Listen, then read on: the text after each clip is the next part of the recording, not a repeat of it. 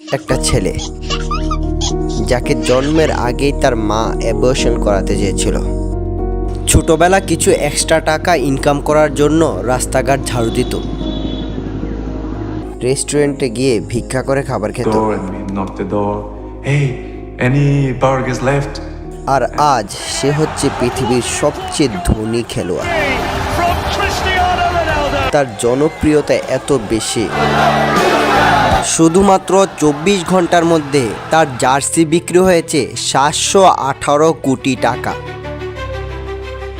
তার বাবা ছিল একজন মালি, সংসারে ছিল অনেক অভাব। পর্তুগালের ছোট্ট একটা দ্বীপের মধ্যে তার জন্ম।